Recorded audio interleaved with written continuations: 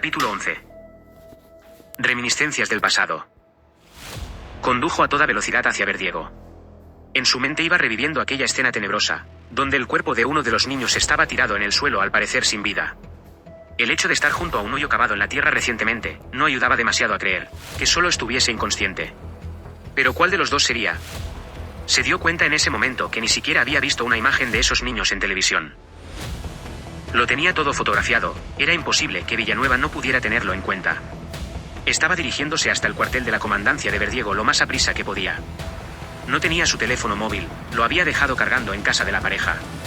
Se lamentó por ello, ahora lo habría necesitado imperiosamente, solo tenía que hacer una llamada y no habría tenido que abandonar la zona.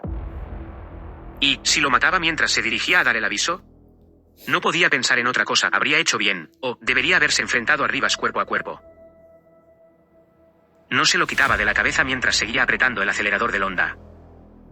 Observó el espejo retrovisor para asegurarse que no lo seguía. La única posibilidad que tenía Rivas era evitar que fuera a contar lo que había visto en ese sótano. Si se quedaba en la propiedad a esperar estaría perdido. Detrás no venía nadie.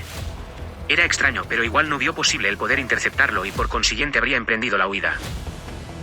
Fuera lo que fuese lo que hubiese hecho, el niño encadenado corría peligro. Le había notado desfallecido, desnutrido y totalmente traumatizado. Debía darse prisa, podría estar muerto en minutos y no lo podía tolerar. El corazón acongojado y también desolado por no poder salvar a los dos le carcomía por dentro. Unas lágrimas resbalaron por sus mejillas con la imagen de aquel chaval semidesnudo tirado allí como si fuera basura. Ese hijo de mala madre habría abusado de él y luego lo habría asesinado. No pudo evitar recordar a Kevin y por todo el sufrimiento vivido a tan corta edad, y ahora revivía otra tragedia con otro niño como protagonista. Villanueva había vuelto a Verdiego hacía unos minutos. La Guardia Civil pudo liberar en la operación a Rubén Moreno, el niño desaparecido unos días antes. Alfonso Domínguez, un abusador de menores, que había sido condenado anteriormente por abuso infantil, era el responsable del secuestro del chico verdigués. No le tenía en su domicilio como en un principio se creyó, o al menos se sospechó. Finalmente lo encontraron en el interior de una nave industrial, en un boquete, tipo Zulo con signos de abusos y malos tratos. Tuvieron suerte de encontrarle a tiempo, ya que descubrieron evidencias en aquel lugar que indicaban claramente que pretendía asesinarlo para más tarde enterrarlo. Encontraron bolsas para cadáveres y un pico y una pala y algunas otras cosas que evidenciaba todo esto. Gracias a todo el revuelo ocasionado estos días, Alfonso Domínguez se asustó, no llegando a consumar sus siniestras intenciones con Rubén. Una lluvia de periodistas se agolpaba en la casa cuartel de la Guardia Civil en Verdiego. Alfonso Domínguez Castro había llegado esposado a las dependencias policiales y encerrado en los calabozos a la espera de interrogatorio y su puesta a disposición judicial. Del otro niño, de Raúl, no se sabía nada, y hasta el momento el detenido no había dicho una palabra sobre ello. Villanueva contestaba algunas preguntas de los medios agolpados frente a la comandancia. Vamos a ver, señores. Un poco de calma, dijo ella. El revuelo era inevitable. Habían encontrado al chico a salvo, y todos querían saber los detalles para informar a sus respectivas cadenas y medios de comunicación. Llegaban vehículos de medios nacionales que emitían en directo. No le quedó más remedio que detenerse un instante para responder a las múltiples preguntas de los periodistas. Ha sido una operación en conjunto de la UEI y UCO, para detener a este individuo, y llevarnos hasta la nave industrial a las afueras de Parcebalana, para rescatar al niño. Y respondiendo a la otra pregunta. De momento no tenemos información sobre el paradero de Raúl, y aunque entendemos que tenemos al responsable de su secuestro casi con total seguridad, aún no hemos tenido la oportunidad de interrogarle confirmando esta cuestión. En el lugar donde tenía a Rubén, no hemos encontrado ninguna evidencia que demuestre que le tuviera o haya tenido allí. Concluyó. ¿Creen ustedes que lo ha matado, teniente?, gritó uno de los periodistas acercándose su móvil hacia Villanueva. Como les he dicho, aún no tenemos nada que indique eso, si no les importa. Ahora tenemos que trabajar para encontrar al otro muchacho, gracias a todos. Finalizó Villanueva antes de retirarse de los micrófonos y móviles del personal, mientras se introducía en las dependencias de la comandancia. Tal como entraba por la puerta uno de los guardias la informó de una llamada telefónica que tenía muy urgente. Villanueva la atendió inmediatamente. Eric notó el revuelo en las calles de Verdiego, algo había pasado. Los vecinos se arremolinaban en los bares alrededor de la televisión. Un programa especial daba la última hora del secuestro de los niños con la feliz noticia del rescate de uno de ellos. Llegó hasta las proximidades de la comandancia y estacionó el vehículo. Rápidamente, sin perder un segundo. Llegó hasta la entrada del cuartel. Tuvo que abrirse paso a través del gentío que se concentraba frente al edificio. Busco a la teniente Villanueva, Es muy urgente, exclamó llegando a la altura de uno de los guardias que había en la garita. Está detenido, señor Swanson. Era Villanueva, que salía de nuevo del edificio. La llamada que había recibido venía de Salvador Rivas. Había denunciado la intrusión en su casa por parte de un individuo, dando su descripción a continuación. Villanueva supo de quién se trataba inmediatamente, y tal como lo oyó en la garita, aprovechó para informarle de su detención. Teniente Rivas, tiene a los niños en el sótano de su casa, gritó desesperadamente Eric mientras procedían a detenerle.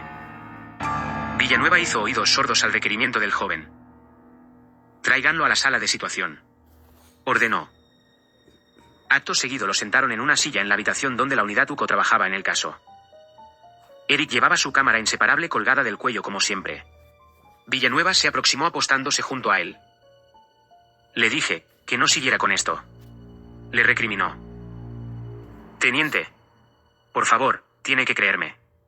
Es verdad que he allanado su casa, pero tenía un buen motivo y ahora tengo pruebas de ello. Las tengo aquí mismo en mi cámara. Fotos de 2 niños retenidos en un sótano, le explicó en un estado muy agudo de nerviosismo. La Guardia Civil ha liberado a Rubén, uno de los niños desaparecidos, y es cuestión de tiempo que nos diga lo que le hizo al otro, y nos indique dónde está el cuerpo, le informó. ¿Cómo dice? Que han liberado a uno de los muchachos. No salía de su asombro al escucharlo. Mire, Eric, no sé cuál es su problema, si está desequilibrado, si tiene algo contra Rivas, no sé exactamente qué es lo que le pasa. Pero usted imagina cosas que no están ocurriendo, sentenció Villanueva. ¿Que imagino cosas? No sé si esos niños son o no son los desaparecidos, pero tiene a otros 2 en su sótano. A uno de ellos lo ha matado y se dispone a enterrarlo, y al otro lo mantiene atado con una cadena al cuello. Mire, lo gritó mientras cogía su cámara y comprobaba las fotos realizadas con ellas.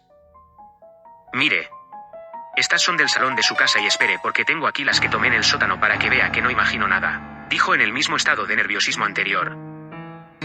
De pronto, al pasarlas por la pequeña pantalla digital, se quedó totalmente paralizado.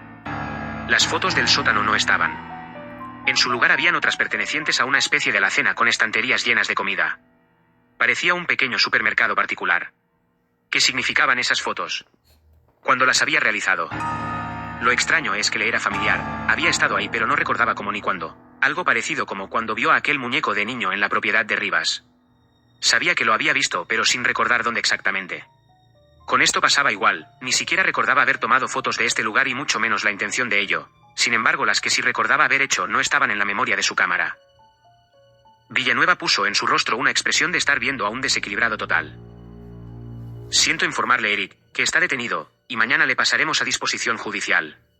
¿Qué tiene en la mano? Lo dijo al darse cuenta de ello. Estaba bastante empapado de sangre, aunque ya había dejado de sangrarle de forma tan exagerada como hacía una media hora. No es nada, me corté con un cristal en la vivienda de ese hombre, dijo afligido. Hay que ponerle un vendaje nuevo. En ese momento que lo decía, López dijo algo importante. Teniente, Alfonso Domínguez no secuestró al otro muchacho, es imposible. Explíqueme eso, López, respondió quitando interés en Eric al hacerlo. En la fecha del secuestro de Raúl Vergara, el señor Domínguez estaba aún en prisión. Ve. Se lo he dicho, tiene a los niños allí en su sótano, replicó Eric. Llévese a Swanson a los calabozos, Carrasco, ordenó. Por favor, teniente. Tiene que creerme, ese niño encadenado está en peligro. Lo gritaba al mismo tiempo que el guardia civil le levantaba de la silla. Al muerto lo tenía semidesnudo junto al hoyo, y el otro llevaba una camiseta celeste, con terminaciones en mangas y cuello en azul oscuro, y un estampado del pájaro carpintero, el pájaro loco. Se corrigió. Villanueva reaccionó a eso último que Eric había dicho. Se quedó totalmente atónita y perpleja. Un momento, Carrasco, tráigalo aquí de nuevo, ordenó ella algo desencajada.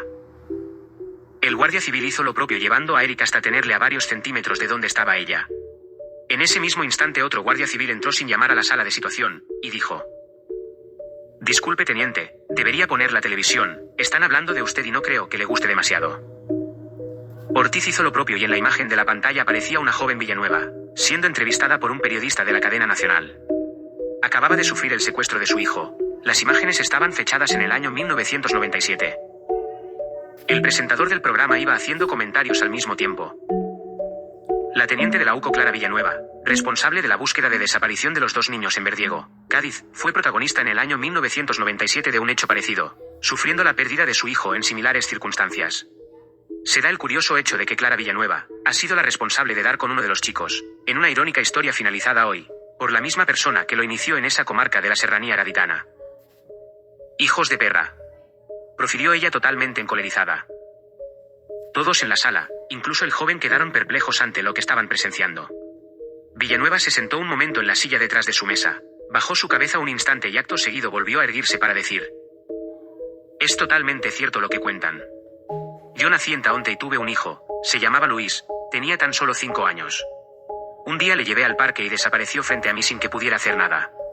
Por eso me hice guardia civil. Después de ese dolor inconmensurable tuve que escapar de este maldito lugar. A Luis jamás le encontré. Murió. Pero si podía salvar a otras personas sería como redimirme y eso hice. Ahora he vuelto aquí para revivir algo que fue tan doloroso que permanece aún dentro de mi corazón. Ahora ya lo sabéis», confesó con lágrimas que resbalaban por sus mejillas. A Eric se le hizo un nudo en la garganta. Unos días antes recordó haberla acusado de no poner interés en el caso. Dio por hecho que no tenía hijos y era algo que Eric no solía hacer jamás. No cuestionar algo por no ser lo que parecía, y se había equivocado. No solo le ponía el interés máximo que una integrante honrada y profesional de la Guardia Civil se le presuponía, sino que además estaba haciéndolo en un lugar donde había experimentado lo más terrible que pueda soportar un ser humano. Villanueva a continuación volvió a dirigirse a Eric. «Vamos a ver, ha descrito una camiseta concreta de uno de los supuestos niños que dice que están en manos de Rivas. Recapituló lo anteriormente mencionado. ¿He oído bien?», apuntilló. «Es correcto», respondió Eric un poco más calmado. «Descríbame al chico». «Muy pequeño, no sé, unos 5 o 6 años, pelo claro, aunque tampoco estoy seguro, lo llevaba muy sucio. Tenía colocada una venda en los ojos. No sé qué más decirle, teniente, fueron tan solo unos segundos.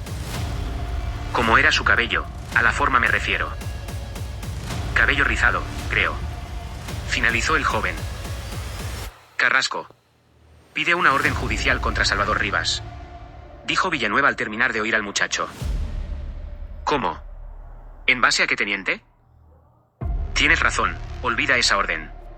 ¿Has mandado a alguien a su casa por su denuncia contra el señor Swanson?» «Sí, una patrulla va para allá». «Vámonos.